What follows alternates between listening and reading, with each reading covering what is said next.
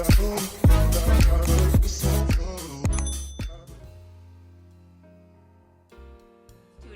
is Colleen with Designs of Value Art. Now today we are going to go ahead and paint this gorgeous golden apple.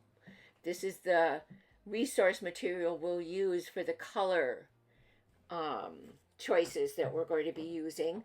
I did just do a little sketch of an apple, so I wasn't just doing this exact design, and we'll do that. And then this is an analogous color scheme, 2 to 5 colors side by side on the color wheel. So I have my color wheel handy at all times. And it's important to read your color wheel, and it'll tell you the colors that you're able to use in an analogous color scheme. It's an upper right hand light source. So you'll hear me talk about that, how to remove that highlight to make it nice, bright white like it is. So we've got a lot of things to talk about today and to paint. You're going to see me lay down 3 colors of the yellow, or 3 values of the yellow, and 3 values of the dark red. Plus we'll go ahead and do all the little details. You're going to see me do a glaze on the apple. So we're going to have a lot of fun today, so hang in there. Our puddle of water here actually could pick up about the same amount again, and what that does is it actually tones that yellow down so it's not so garish. Okay, so we're going to take some of that color, and the amount that I have in my brush is good, and bring it over here. Now we want to go to a mid value at this point, and in order to create a mid value, I am going to go right to Sennelier Yellow Deep. So I've started out with lemon yellow and Sennelier Yellow. Now let's add some Sennelier Yellow Deep. There we go. I can see a value change, and it looks like in the camera you can too. So we're good there. Now we need at least 3 values of color to begin with, because the values again are what's going to create the form of the apple, so it doesn't look flat.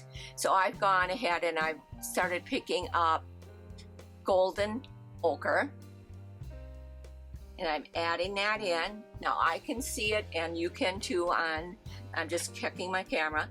On the camera you can see how much nicer. It's gonna need some more water. There we go. And this one's actually going to need a little bit more water too. And that one probably too. Okay, so we got our 3 puddles made. I'm just cleaning out my brush. Now to get started, I am going to grab my water brush. I always use a brush that I never use with paint. It's a number 8. This one happens to be a long round by Princeton. This is Velvet Touch. Pick this up at Hobby Lobby, Michael's, Dick Blick. A lot of different stores carry this. I normally use for my painting, and actually it's all I use for my painting, is my Billy Showell. For example, this one's a number 2. So you can see they all have that nice point.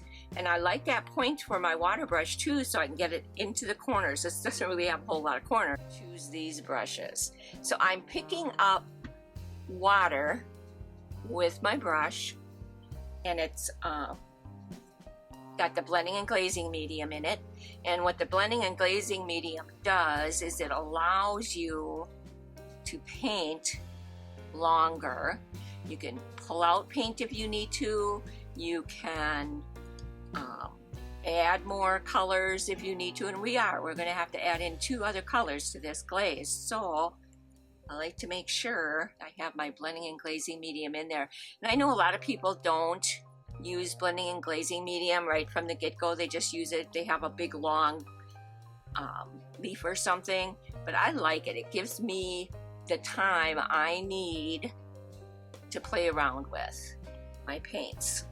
And I'm looking at the side of my paper, picking it up. It's still not completely covered. all the way through. So I'm adding more water. You want to go right up to the edge. Wherever you put your water is where the paint is going to be. So that's something to keep in mind as you do this. So if I put water over here, paint's going to be over there as well. And sometimes that's not what you want. So just be cognizant. I think it's just as important the way you glaze or put your water down as it is the way that you paint. So keep that in mind. And I want, since this is a virgin paper, in other words, it's never had water before. And by the way, I'm using a 100% cold press, 100% here, cold press, 140 pounds. And this is fluid, 100 it's called. As long as it's 100% cotton, you're gonna get what you need this paper to do for you. If you start buying paper that's not 100%, you will notice the difference in the reaction of your paint on that paper. And I'm lifting this up so I can make sure I've got the entire thing covered, and it looks like I do now, right up to the edge. Okay, I'm gonna let that soak in for a minute. I always put 2 coats of water on virgin paper. Now if this had a glaze of color on it and this was going to be a glaze of color over it, then I would only put 1 coat of water. Alright, and it doesn't take too terribly long for it to soak in.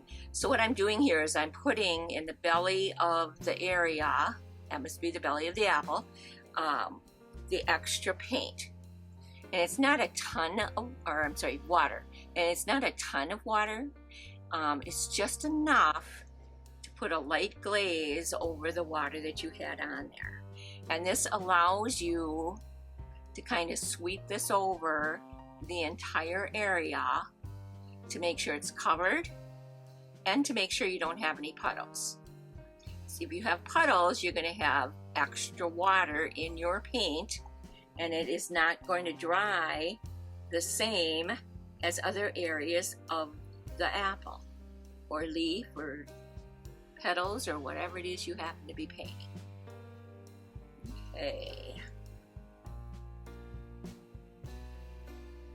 So I've got that set up pretty well, looks like. Now I didn't do the very top of the apple. You certainly could if you wanted to, and just go over the stem. Now I'm picking up a number 4. Number 4 and number 6 happen to be my 2 favorite sizes that I use a lot. And I'm cleaning it just to make sure I don't have anything in it.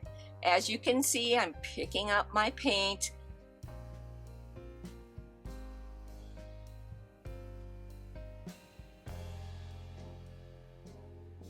I'm rolling my brush to a point. I want that point so that when I apply the paint, I'm in control of where it goes.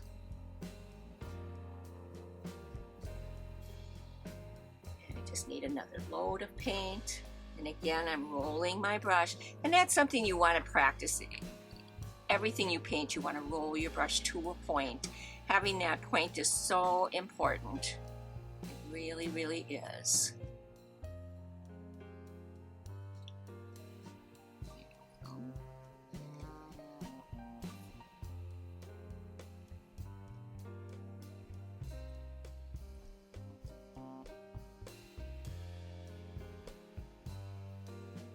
And I'm just taking that point and going right to the edge as best I can. Let's go look at my design here. It's good. I've got a crease in the bottom of the apple, and I just wanted to see if I actually had taken a little bit out of that crease, but no, I did not. So it's all one big area there.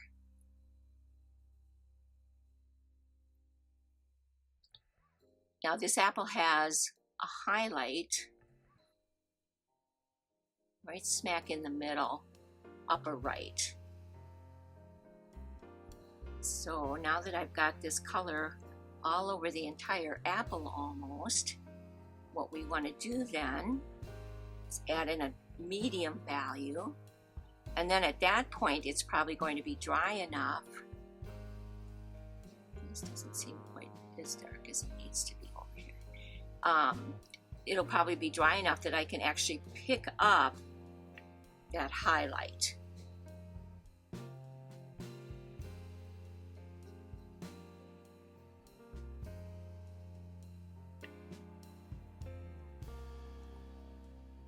Okay, looks pretty good.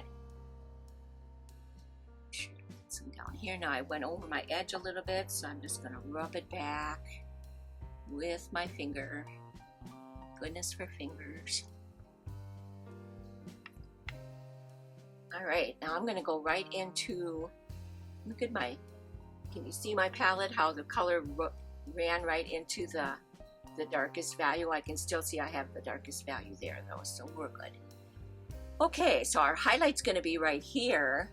So our mid value is going to be pretty basically in a circular motion right around that highlight. Take this right out to the edge. And I can see the value change. I hope you can too. It's going to be above that highlight and on this side.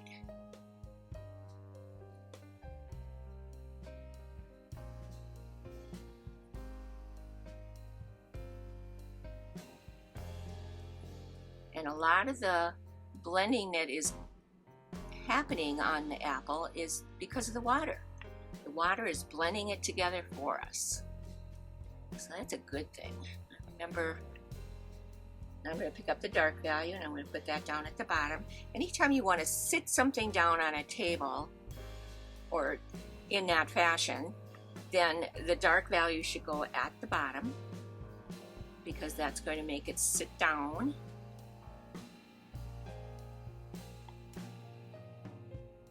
Just making sure I get it right to the edge. And let those colors blend together on their own. And if you need to, and I'll show you what I mean, we can just blend them together a little bit ourselves.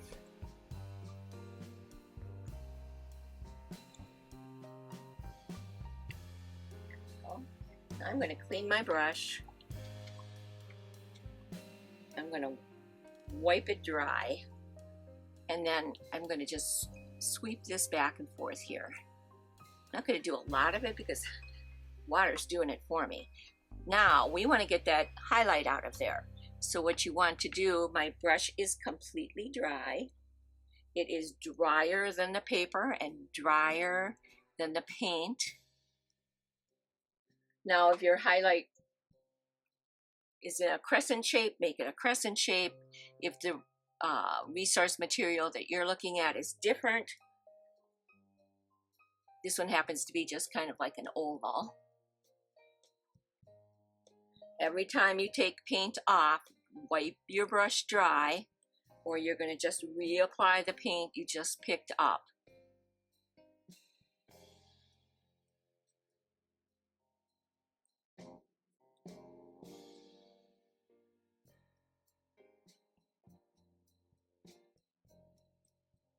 And I'm going to just keep working it till I got it to the lightness that I want.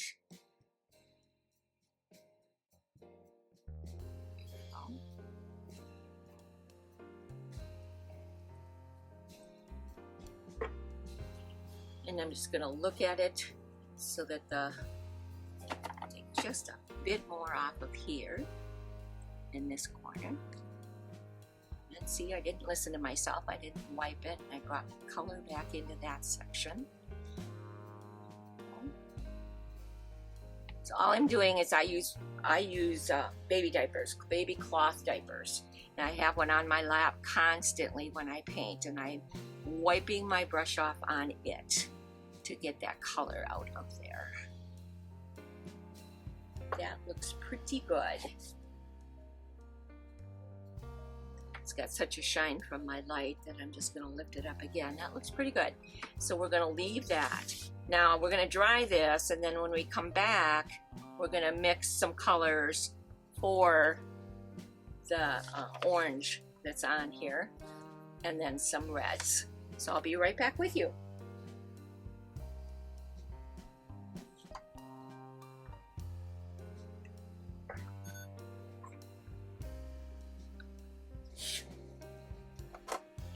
And we're going to add in, but the first thing we're going to do is create our orange value. So I'm going to pick up my mixing brush, make sure it's clean it. And I'm going to take our mid value, what hasn't run down so low, and I'll put it over here, add a little bit of water in it. So we want these colors to be side by side on the color wheel. And in order to do that, we need a yellow orange. So we're starting with the yellow. I'm going to pick up our orangey red here. Rose Madder Lake. And add that in. Now to me that is exactly a yellow orange. I'm going to add just a little bit more paint in there.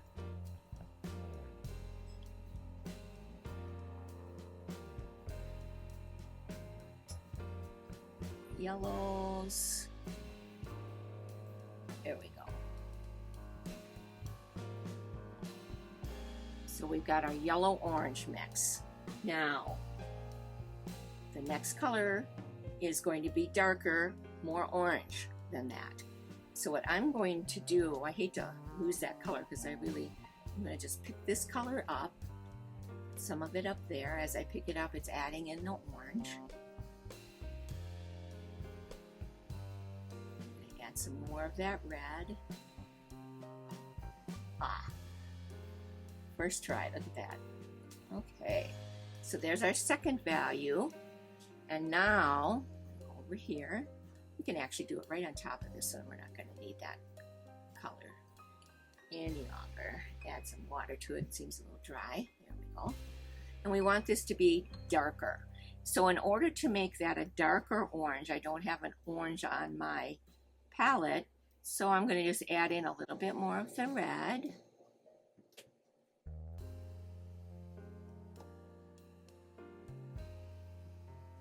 And I think that's pretty good. That's our darkest orange. So we've got light, medium, and dark. Let me clean my water brush, my mixing brush.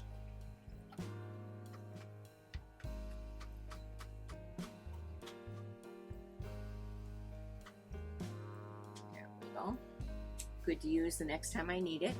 I like to make sure that my paper feels dry, and it does. Now I'm just going to pick up one load and add this water glaze here and there. We'll get that out of there. There we go. Right where we need the darker value to be.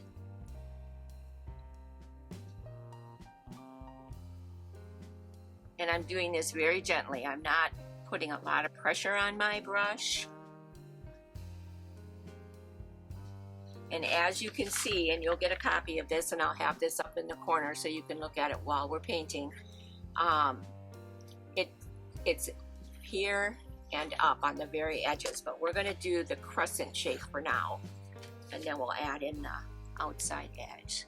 So you want this to have a nice sheen to it. You want it to be up further on the belly of the apple than where we're really going to end up going, because you don't want to create a harsh line with this. So there we go. Now that was our second glaze of water on that apple, so we only did one glaze. Now the lightest value is going to be right up here at the top and create the crescent shape for us. I'm just reloading my brush. It's got a nice point to it, so it's working out real well that way. Just kind of bring it down a little bit. Now I'm going to go right from that one to my mid-value orange, That's the next shape, or I should say value down, so it gets darker as it goes down. And I can see the value change. I hope you can too. There we go. And then our darkest. That's going to be all across the outside. And I am going to turn this just so I can get at it a little bit easier. And again, I can see the value change. I hope you can. And I'm going to turn that again.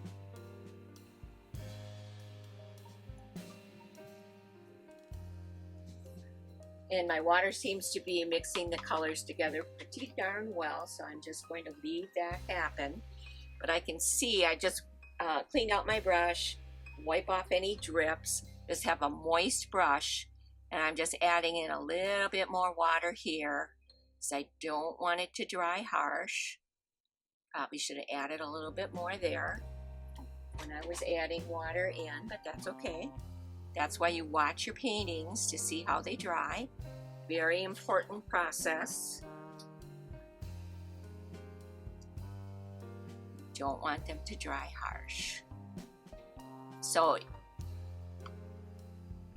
what I'm doing is I'm laying my brush down flat and running the tip of that brush right across the area that I want to blend out, so it gets some water in that area. And just a little bit more value up in here. There we go. That's better. We need that up there anyway. Make sure it all blends in. Perfect. Okay. Now I can see, and since this is still wet, I would like it to be just a little bit darker over here. So with just the tip of my brush and the dark value, I'm going to go around this edge and make sure I cover all of the yellow. Right up to the edge of the yellow that's there. Otherwise you end up with two different colors. You've got the dark, you've got the yellow, and then you have to get rid of one of them with your eradicator. And if you can do it now while everything's wet, it's the perfect time. So there we go. We got our values top and bottom. Of course, I'm going to dry this now, and then we'll start doing some detail work. So I'll see you in a bit.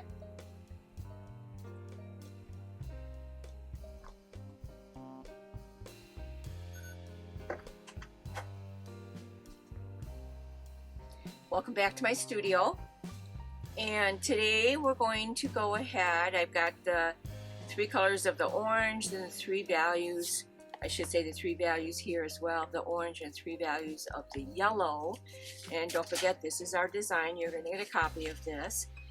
Now what we're going to do today then is we're going to do the yellow in the back here and then the stem. So let's go ahead and get started with that. And even though it is a small area, I'm going to take my watercolor brush, make sure there's nothing on it as far as color. Doesn't appear to be, so that's a good thing. And it's just my number 8 round, long round actually, because I like that point. And this is the only brush I use for water. I think I've gone over that with you. Now I'm going to go right over the stem by adding the water.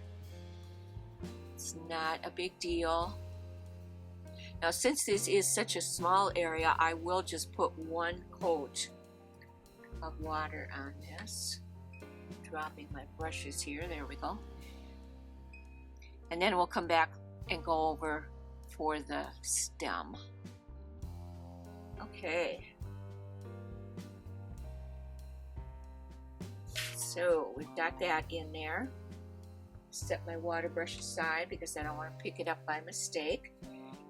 Now I'm going to spray, and I want you to be able to see this. Just shake my water sprayer up. Now this does have blending and glazing medium in it. Okay, so there. Set that aside.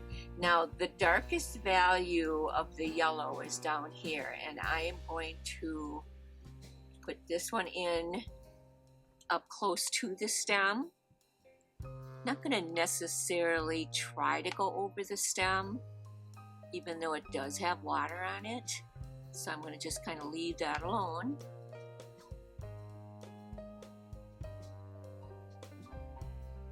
And this is our analogous color scheme that we're studying here.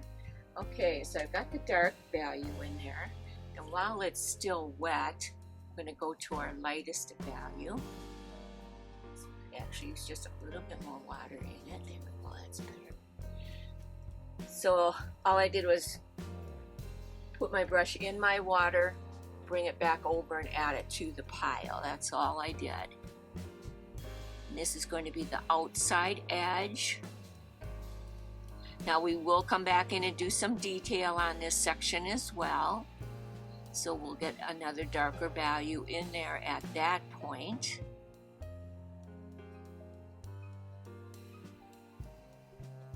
I'm having a hard time seeing today, so I got my handy dandy magnifying glass here. Making sure I got this all covered.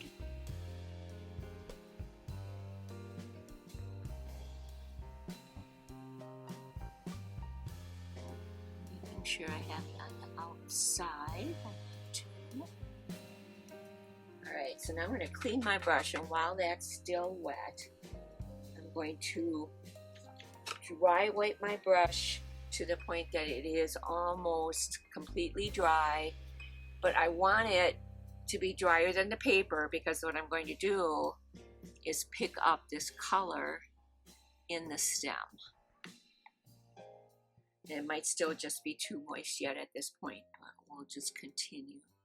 And you wipe your brush in between each time that you pull color out, because otherwise you're going to put that color right back on that you just took out. And that defeats the purpose. But this is just a good way to show you how to pull color out. And the drier it gets, the easier it is to pick up.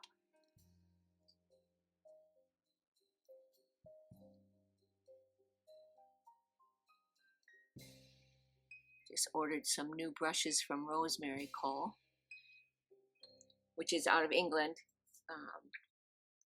They are probably one of the best brush manufacturers in the world.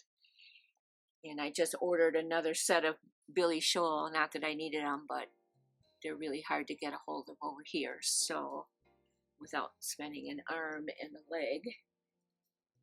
And they're really nicely priced. I also ordered 4 more eradicators because I use them a lot. And the more you use them, the more often you need to replace them. So, and unfortunately I may make mistakes. And that's why you use an eradicator.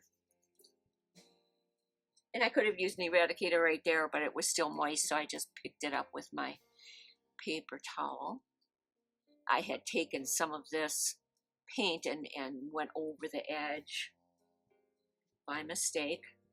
But since it was still moist, I was able to just pick it up.